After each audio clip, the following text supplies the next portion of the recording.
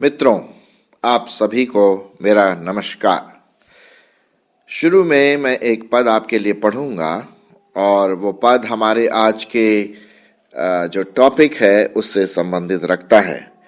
पद इस प्रकार से है, जब भी हम इससे पहले कि मैं पद को पढ़ूं, जब भी हम प्रभु यीशु मसीह के बारे में दूसरों को बताते हैं या बाइबल के बारे में बताते हैं, कोई हमसे प्रश्न पूछता है तो हमें बड़े निडरता के साथ, बड़े अथॉरिटी के साथ और परमेश्वर के भय के साथ, पवित्र आत्मा में होकर बड़े प्यार से हम दूसरों को उसका उत्तर दें।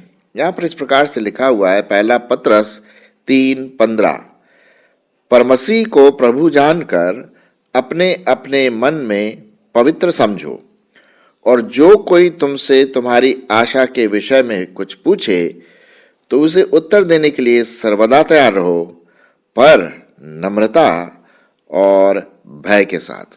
जी हाँ, जब भी कोई प्रश्न पूछता है हमारे से, भाई कैसे पता कि बाइबल सत्य है, कैसे पता कि यीशु मसीह सच में आए थे, वो उद्धार करता है, क्या हम उसका कारण रीज़न दे सकते हैं, कुछ बताइए।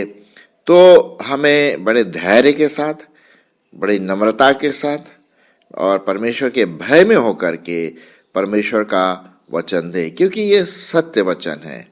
सत्य जो है वो एब्सोल्यूट है, रिलेटिव नहीं है। कहने का मतलब ये है कि ये पूर्ण रीति से अपने आप में एक एक्सियम है और इसमें से इसका कोई संबंध और दूसरे चीज़ों से नहीं है। उदाहरण के रूप में अगर मैं कहूँ कि कुछ लोग बोलते हैं, हाँ भाई आप उस सत्य को मानो, ये मानने वाली बात है, मैं इसको मानता हूँ, आप भी ठीक है, मैं भी ठीक है। जी नहीं, ऐसा नहीं है। दो चीज़ें बिल्कुल इकट्ठे विपरीत जो बातें वो ठीक नहीं हो सकती। एग्जाम्पल में जैसे कि मैं आपके लिए बताना मांगता हूँ कि the law of non contradiction वो इस प्रकार से कहता है कि दो अपोजिट चीज़ें एक साथ एक ही समय में सही नहीं हो सकती। उदाहरण के रूप में अगर मैं पेन को बोलूं कि ये पेन है और आप बोले कि ये चॉकलेट है, तो दोनों एक साथ सही नहीं हो सकते। या तो ये चॉकलेट है या ये पेन है, तो दोनों एक साथ इकट्ठे सही नहीं हो सकते। उसी प्रकार से बाइबल के बारे में भी, प्रभु यीशु मसीह के बारे में भी जो वचन दिए गए हैं वो या सही है या बिल्कुल झूठा है। ये नहीं कह सकती कि बाइबल भी सही है और दूसरे और भी धर्म के जो किताब है वो भी सही है। तो इसको हम बोलते हैं अपोलोजेटिक। किस प्रकार से हम प्रभु यीशु मसीह के वचन को बड़े अथॉरिटी के साथ, अधिकार के साथ, सत्य वचन होने के साथ साथ बड़े प्रेम से हम दूसरों को इसके बारे में बताएं। हालांकि कई ऐसे प्रूफ हैं, ऐसी चीज़ें हैं जिससे हम ये पता लगा सकते हैं कि परमेश्वर का वचन सत्य है। और कुछ चीज़ें हैं जिसको हम पूरी रीति से नहीं देख सकते, नहीं समझ सकते। हमारा दिमाग कुछ समय के बाद उतना काम नहीं करता। फॉर एग्जाम्पल, अगर मैं आपसे बोलूं कि आकाश कितना किलोमीटर ऊंचा है, तो क्या आप उसका नंबर दे पाएंगे? अगर आप बोलेंगे 10 लाख करोड़ किलोमीटर ऊंचा है, तो क्या उससे 1 मीटर और ऊंचा होगा? बिल्कुल होगा। तो हम देखते हैं वहाँ पर अनंत की बात आ जाती है कि नहीं? तो हम अनंत को गिनतियों में नहीं गिन सकते, हम उसको समझ नहीं सकते। अनंत एक ऐसी चीज़ है, एक ऐसा शब्द है जो हम अपने जो नेचुरल प्राकृतिक दिमाग है उससे पूर्ण रीति से समझ नहीं सकते हैं। तो हम उसी के बारे में आज सवेरे आपसे बात करेंगे। जहाँ तक बाइबल का सवाल है, बाइबल में 1500 से भी ज़्यादा कई प्रोफेसी दी गई हैं और भविष्यवाणियाँ की गई हैं पुराने नियम में विशेष करके, और वो हम देखते हैं कि कुछ भविष्यवाणियाँ पूरी हो गई। उदाहरण के रूप में यशाया नबी की किताब में, उत्पत्ति की किताब में हम देखते हैं कि प्रभु यीशु मसीह की भविष्यवाणी हुई और वो जाकर के नए नियम में पूरी हो गई। यदि आप यशाया 55 पढ़ें तो वहाँ पर लिखा हुआ है कि किस प्रकार से प्रभु यीशु मसीह को मारा जाएगा, कुचला जाएगा, उसको दुख पहुंचाया जाएगा, मार दिया जाएगा और सो ऑन। वो आगे चल करके हम देखते हैं नए नियम में, मत्ती, मरकुस, लूका, यूहन्ना में हम इसके बारे में पढ़ते हैं जो पहली शताब्दी में हुआ था। प्रभु यीशु मसीह के जन्म के बारे में प्रोफेसी हुआ, प्रभु यीशु मसीह के जीवन के बारे में प्रोफेसी हुआ, प्रभु यीशु मसीह के मौत के बारे में प्रोफेसी हुआ और प्रभु यीशु मसीह के जी उठने के बारे में भी प्रोफेसी हुआ, भविष्यवाणी हुई और वो जाकर के क्या हुआ, फुलफिल हो गया, पूरा हो गया। तो इससे हम देख सकते हैं कि वचन जो है, बाइबल, परमेश्वर का वचन, वो सत्य है। जो परमेश्वर कहता है वो करता है। अल्बर्ट आइंस्टाइन 19वीं शताब्दी का महान वैज्ञानिक माना जाता है और उसने एक बार एक बात कही कि God does not play with dice, what ever he says he will do it. कहने का मतलब जो परमेश्वर है वो चांद से खेलता नहीं है, चांद से, है ना, गैस उससे नहीं खेलता, जो कुछ वो बोलता है वो करता है। तो जो प्रोफेसी जो पूरी हुई वो यही बात हम देखते हैं। एक तो ये बात इससे सत्य प्रकट होता है कि परमेश्वर का वचन सत्य। फिर दूसरी बात, हम अपनी नज़र यीशु मसीह की ओर दौड़ाएं। उन्होंने जाते समय कहा कि देखो मैं शीघ्र आने वाला हूँ, लेकिन आने से पहले कुछ चिन्ह होंगे।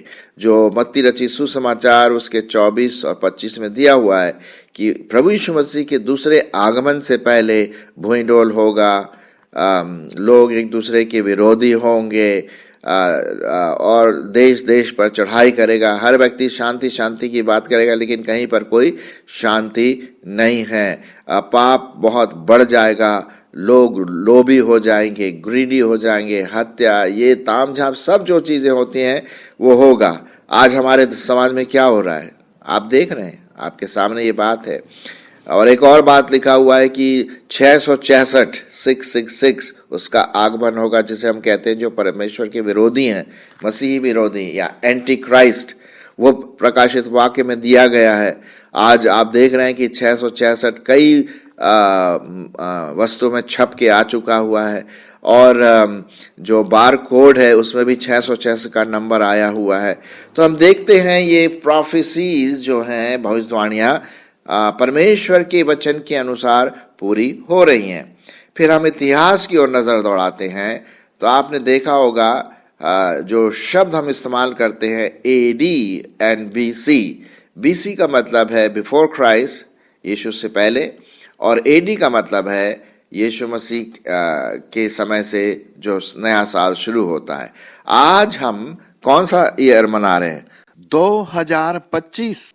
ये कहाँ से आया? ये आया प्रभु यीशु मसीह से शुरुआत हुई। तो प्रभु यीशु मसीह ने इतिहास को 2 भागों में बांट दिया। तो हम देखते हैं कि ये भी एक कारण है जिससे ये प्रतीत होता है कि परमेश्वर का वचन सत्य है। तीसरी बात, हम जियोग्राफी देखें, इज़राइल, जहाँ पर आज इज़राइल देश है और जो जो जगह बाइबल में लिखी हुई हैं इज़राइल के बारे में वो आज आप जाकर के देख सकते हैं। वहाँ पर यरूशलेम है, यरीहो है, नाजरत है, बैतलहम है, सामरिया है और भी ऐसे जगह हैं जो बाइबल में लिखे हुए हैं और आज भी वहाँ जाकर के हम उसको देख सकते हैं। ये जियोग्राफी की बात है। और फिर हम देखते हैं कुछ साइंस की बात भी हम देखते हैं। बहुत अच्छी बात लिखा है कि साइंस के बारे में, विज्ञान के बारे में हमें जितना साइंस का अध्ययन कर सकते हैं हमें करना चाहिए। देखिए, बाइबल जो है साइंस की किताब नहीं है, ये आपको ध्यान में रखना है। बाइबल जो है ये परमेश्वर का वचन है और इसका मेन उद्देश्य ये है कि लोगों को उनकी दशा के बारे में बताना, ये बताना कि वो कहाँ से आए, क्यों आए और उनके आने का, उनके इस पृथ्वी पर रहने का उद्देश्य क्या है, और लेकिन किस प्रकार से वो पापी हुए और परमेश्वर किस प्रकार से उन्हें प्यार करता है। वो नहीं चाहता है कि वो पाप में मरे और इसीलिए उसने प्रभु यीशु मसीह को अपने पुत्र होने के द्वारा उन्हें भेजा और वो 2000 वर्ष पूर्व हमारे बीच में आए और उन्होंने 30 साल तक जीवन अपना व्यतीत किया और वो पकड़वाए गए, मारे गए और तीसरे दिन मुर्दों में से जी उठे। अब परमेश्वर के वचन का, बाइबल का मेन उद्देश्य है भाई कि आपके लिए परमेश्वर प्यार करता है। अगर आप स्वर्ग जाना मांगते हैं तो यीशु मसीह को ग्रहण करें। तो ये बातें बताने के लिए हम देखते हैं बाइबल ये बात बताती है। लेकिन इसके साथ साथ हम देखते हैं इसमें कुछ साइंटिफिक एक्यूरेसी भी है। साइंस के अनुसार ये बिल्कुल करेक्ट है बाइबल का वचन, परमेश्वर का वचन। कुछ चीज़ों को हम ध्यान में रखेंगे। उदाहरण, पहली बात हम देखते हैं कि जब हमारे पास टेलीस्कोप नहीं थे, बड़े बड़े जो दूरबीन होते हैं जिससे ये पता पड़ता है कि नक्षत्र में क्या हो रहा है, हमारी पृथ्वी कैसी है, तो इस विशेष करके पहली शताब्दी में ये प्रश्न पूछा जाता। कुछ लोग बोलते थे कि जो पृथ्वी है वो किसी चीज़ पर टिकी हुई है ना, और जब वो चीज़ हिलती है तो वहाँ पर अर्थक्वेक होता है। आज हमें पता है कि ऐसी बात नहीं है, पृथ्वी बिल्कुल हवा में लटकी हुई है, वो किसी चीज़ पर नहीं टिकी हुई है। और आपको पता है बाइबल में इसके बारे में लिखा हुआ है। मैं आपके लिए पढ़ूंगा यशायाह नबी की किताब, और उसका मैं पढ़ूंगा 40 अध्याय, यशायाह 40 और 22 पद। यहाँ पर इस प्रकार से लिखा हुआ है। देखिए परमेश्वर का वचन कितना सटीक, साफ, करेक्ट, क्लियर और एक्यूरेट है। यशायाह 40 उसका 22 पद, यह वह है जो पृथ्वी के घेरे के ऊपर आकाश मंडल पर विराजमान है और पृथ्वी के रहने वाले टिड्डी के तुल्य है, जो आकाश को मलमल की नाई फैलाता और ऐसा तान देता है जैसा रहने के लिए तंबू बनाया जाता है। तो हम देखते हैं कि यहाँ पर जो पृथ्वी है वो कैसे है, गोल है, बिल्कुल गोल है। और यहाँ पर जब यशायाह नबी जिसने ये बात लिखी, उस समय तो टेलीस्कोप नहीं था, तो उसे कहाँ से पता पड़ा कि पृथ्वी गोल है? आज हमें पता है अच्छी तरह से कि पृथ्वी क्या है, गोल है। और वही बात हम देखते हैं कि जो घेरे के ऊपर, यह वह है जो पृथ्वी के घेरे के ऊपर, घेरे का मतलब क्या है, गोल होना, आकाश मंडल पर विराजमान है। तो पृथ्वी के बारे में ये बात देखते हैं। एक और चीज़ देखते हैं कि पृथ्वी कैसे अटकी हुई है, कहाँ पर अटकी हुई है। उसके लिए हम देखेंगे अय्यूब की किताब और उसका 26वां अध्याय और उसका 7 से 10, 7वां पद, अय्यूब उसका 26 अध्याय 7। वह उत्तर दिशा को निराधार फैलाए रहता है और बिना टेक पृथ्वी को लटकाए रखता है। जी हाँ, ये हजारों साल पहले अय्यूब ने ये बातें लिखी और आज हमें अच्छी तरह से पता है कि पृथ्वी किस पर लटकी हुई है, हवा में लटकी हुई है, बिना टेक लगाए हुए, कोई टेक नहीं है ना। और ये परमेश्वर का वचन है मेरे दोस्तों, साइंटिफिक एक्यूरेसी है। टेलीस्कोप, दूरबीन वगैरह तो बहुत सालों के बाद आए, अभी हम जानते हैं इसके बारे में, लेकिन ये बाइबल का वचन हजारों साल, 5000 साल पहले लिखा गया। अय्यूब की किताब, वहां लिखा गया कि पृथ्वी बिना टेक के लटकी हुई है। तो आप भी इसका अध्ययन कर सकते हैं। फिर हम देखते हैं, आइए हम एटम के बारे में देखें। एटम का मतलब है जिसको काट नहीं सकते, ग्रीक भाषा में है एटोमे, जिसको हम काट नहीं सकते, अनडिवाइडेबल।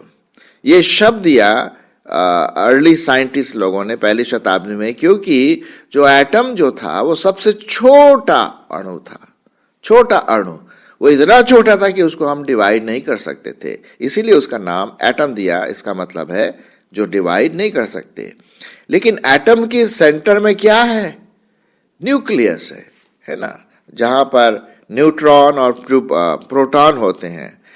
तो न्यूट्रॉन का कोई चार्ज नहीं, प्रोटॉन क्या है, पॉजिटिवली चार्ज होता है। अच्छा, इस न्यूक्लियस के चारों तरफ इलेक्ट्रॉन सर्कल करते हैं। आप जरा इमेजिन कर लीजिए, आपने जरूर इसके बारे में स्टडी किया। अब आप मुझे ये बताइए, वो जो इलेक्ट्रॉन चारों तरफ घूमता है और अट्रैक्ट करता है सेंटर में, केंद्र में प्रोटॉन उसको अट्रैक्ट करता है, ये अट्रैक्शन कहां से आया, ये पावर कहां से आया? अपने आप तो आ नहीं सकता दोस्तों, कोई चीज अपने आप तो हो नहीं सकती, है ना। अगर जब हम स्विच ऑन करेंगे तब लाइट जलेगी, ये नहीं कि लाइट अपने आप जलेगी। तो कुछ ना कुछ इसका कारण है। ये फोर्स, एटॉमिक फोर्स कहां से आया? इसका भी जवाब हम देखते हैं कि ये परमेश्वर के वचन के आधार पर सुनिए क्या लिखा है। कुलुस्सियों उसका पहला अध्याय और उसका 16-17 पद में आपके लिए पढ़ूंगा। 16-17 सुनिए। कुलुस्सियों पहला अध्याय 16 और 17। क्योंकि उसी में सारी वस्तुओं की सृष्टि हुई, स्वर्ग की हो, पृथ्वी की, देखी अनदेखी, क्या सिंहासन, क्या प्रभुताएं, क्या प्रधानताएं, क्या अधिकार, सारी वस्तुएं उसी के द्वारा और उसी के लिए सृजी गई हैं, और वही सब वस्तुओं में प्रथम है, और सब वस्तुएं उसी में स्थिर रहती हैं। उसी में मतलब प्रभु यीशु मसीह में है। जी हाँ, सब वस्तुएं प्रभु यीशु मसीह में स्थिर रहती हैं। अगर वो न्यूक्लियर पावर को छोड़ दिए तो तबाही हो जाएगी। इसी से तो हमको वो न्यूट्रॉन बम, एटॉमिक बम आते हैं। तो हम देखते हैं प्रभु यीशु मसीह अपने सामर्थ के साथ उसे कंट्रोल में रखता है। ये है परमेश्वर का वचन। एक और पद मैं आपके लिए पढ़ूंगा, और वहां पर लिखा हुआ है इब्रानियों 1:3। इब्रानियों उसका पहला अध्याय 3 पद, वहां पर लिखा हुआ है, वह उसकी महिमा का प्रकाश और उसके तत्व की छाप है, और सब वस्तुओं को अपनी सामर्थ के वचन से संभालता है। यह है वो फोर्स। सब वस्तुओं क्या करता है? अपने सामर्थ की वचन से संभालता है। जी हाँ, प्रभु परमेश्वर अपनी सामर्थ से ये जो फोर्स, जो एटॉमिक फोर्स जिसके बारे में मैंने आपसे बात किया, परमेश्वर संभालता है। हालेलुया, कितनी बड़ी बात है ना। और ये हम देखते हैं। एक और चीजें हम देखते हैं कि किस प्रकार से इन चीजों का टाइम और स्पेस और मैटर, साइंस में 3 चीजें बहुत इंपॉर्टेंट होती है, टाइम, स्पेस और मैटर। अच्छा, आइए हम उत्पत्ति में पढ़ें। परमेश्वर सबसे बड़ा साइंटिस्ट है। अगर साइंटिस्ट कोई है तो हमारा परमेश्वर, यहोवा परमेश्वर ही साइंटिस्ट है। क्या लिखा हुआ है? आदि में परमेश्वर ने आकाश और पृथ्वी की क्या की? सृष्टि की। आदि क्या है? टाइम हुआ। परमेश्वर ने आकाश क्या है? स्पेस। और पृथ्वी क्या है? मैटर। तीनों चीजें आ गई साहब यहां पर। तो हम देखते हैं साइंस में 3 चीजें बहुत इंपॉर्टेंट हैं, टाइम और स्पेस और मैटर, है ना। अब हिंदी में तो मुझे इसके बारे में पता नहीं, इसलिए, लेकिन आप समझ गए होंगे। और उत्पत्ति का पहला अध्याय, पहले पद में ही सबसे बड़ा ग्रेट साइंटिस्ट कहता है आदि में वो टाइम हो गया। परमेश्वर ने आकाश क्या है? स्पेस, है ना। और पृथ्वी, मैटर की सृष्टि की। वो सबसे बड़ा साइंटिस्ट है। हालेलुया। आइए हम और आगे बढ़ें। करीब 1000 साल पहले लोग ये कहते थे, यार कितने स्टार्स हैं ऊपर? तो लोग गिनते थे, अरे साहब ज़्यादा नहीं है, 1500 के आसपास होंगे। 1500, क्योंकि उतना वो गिन पाते थे। फिर टेलीस्कोप आए, बड़े पावरफुल टेलीस्कोप आए, तो वो देखा कि भाई कितने स्टार है। अरे हाँ, 1500 नहीं, 15,000 से भी ज़्यादा हैं। जी हाँ, वो टेलीस्कोप से पता पड़ा। और भी टेलीस्कोप आए, और एक टेलीस्कोप है शायद जो साउथ अमेरिका में है, जो 40 फुटबॉल फील्ड जितने बड़े हो सकते हैं, 40 फुटबॉल फील्ड, उतने बड़ा टेलीस्कोप साउथ अमेरिका में लगाया गया। अब आपको पता है, मालूम कितना स्टार्स बताते हैं? करोड़ों करोड़ों करोड़ों करोड़ों करोड़ों अरबों स्टार्स, तारे हैं जिनको हम गिन भी नहीं सकते। अरे साहब, ये पहले ही दिया गया है परमेश्वर के वचन में। जब परमेश्वर ने अब्राहम से कहा, मैं तेरे लिए संतान उत्पन्न करूंगा। उत्पत्ति उसका 15वां अध्याय और 5 पद में इस प्रकार से लिखा हुआ है।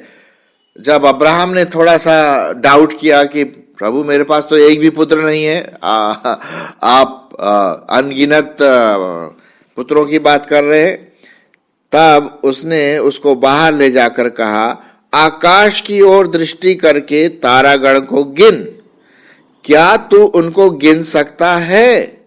फिर उससे कहा, तेरा वंश ऐसा ही होगा। उसने यहोवा पर विश्वास किया और यहोवा ने इस बात को उसके लेखे में धर्म गिना। मेरे दोस्तों, बाइबल में पहले ही से 5000 साल पहले ही बता दिया कि इतने स्टार्स हैं, इतने तारे होंगे कि जिसको हम गिन नहीं सकते।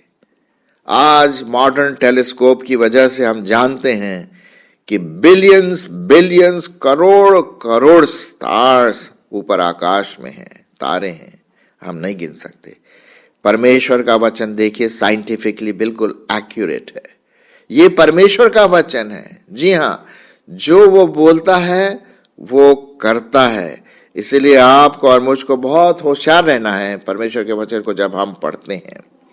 देखिए, ये साइंटिफिकली वैज्ञानिक रूप से परमेश्वर का वचन सटीक, एक्यूरेट और सही है। एक और चीज हम देखेंगे ब्लड के बारे में, लहू के बारे में, खून के बारे में। आप और मैं अच्छी तरह से जानते हैं कि जब कभी भी एक्सीडेंट होता है तो एक्सीडेंट होने पर बहुत खून निकल जाता है, तो जल्दी जल्दी लोग उस व्यक्ति को उठाते हैं और अस्पताल लाते हैं और जाते हैं कहाँ? Blood bank. ब्लड बैंक वो जगह है जहाँ पर हर प्रकार के ब्लड रखे जाते हैं ताकि इमरजेंसी में उस ब्लड को उस व्यक्ति को दे सके जो उससे मैच करता हो और वो व्यक्ति बच जाए। क्यों? क्योंकि ब्लड में, खून में, लहू में जीवन है। अगर ब्लड नहीं है तो जीवन नहीं है, अगर ब्लड है, खून है तो जीवन है। जी हाँ, आज के मॉडर्न जो मेडिसिन है, मेडिकल डॉक्टर यही बताते हैं कि खून में जीवन है। अरे साहब, ये 1000 साल पहले हमारे परमेश्वर के वचन में दिया गया हुआ है। मैं आपके लिए खोलूंगा लय व्यवस्था उसका 17-11, लय व्यवस्था उसका 17 और 11। ये हजारों साल पहले दिया गया परमेश्वर के वचन में। क्यों? क्योंकि परमेश्वर वो जब सबसे बड़ा साइंटिस्ट है साहब, उसने लिख दिया। क्या लिखा? मैं पढ़ता हूं, लय व्यवस्था 17-11, क्योंकि शरीर का प्राण लोहू में रहता है। सुनिए, शरीर का प्राण लोहू में रहता है, खून में रहता है, और उसको मैंने तुम लोगों को वेदी पर चढ़ाने के लिए दिया है कि तुम्हारे प्राणों के प्रायश्चित किया जाए, क्योंकि प्राण के कारण लोहू ही से प्रायश्चित होता है। मेरे दोस्तों, इसीलिए कहा गया है कि हम खून को ना खाएं, खून से कुछ अपने आप को पेट ना भरें, क्योंकि इसमें प्राण है और वो परमेश्वर की ओर से बनाया गया।